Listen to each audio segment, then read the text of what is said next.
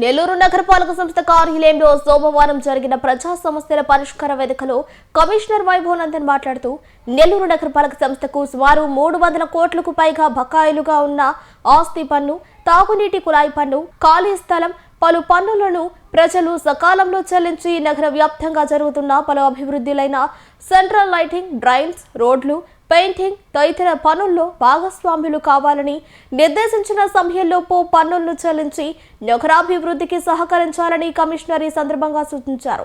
Commissioner మాట్లాడుతూ అర్హులైన లబ్ధిదారులందరూ 300 చదరపు అడుగుల ఉచిత టిడ్కో గృహాల కోసం దరఖాస్తు చేసుకోవాలని సూచించారు.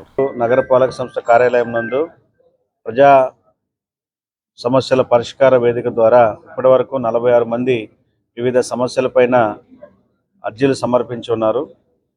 ఇందులో ముఖ్యంగా టిడ్కో హౌసెస్ సంబంధించి టిడ్కో ఇల్లు ఇప్పటికే పూర్తయిపోయి అలాట్మెంట్ కావాల్సినటువంటి వారు అలాట్మెంట్ చేసిన తర్వాత ఇంకా కొందరు ఇళ్లలో చేరలేదు.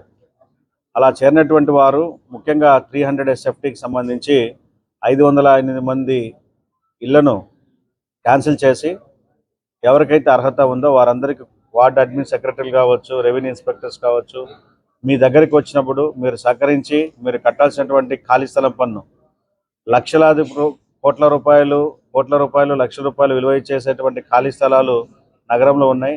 కానీ ఖాళీ స్థలం పన్ను కట్టడం లేదు. అట్లాగే అందరూ కూడా వాటర్ ట్యాప్ కనెక్షన్లు ఉపయోగించుకుంటున్నారు, కానీ వాటర్ ట్యాక్స్ కట్టడం లేదు.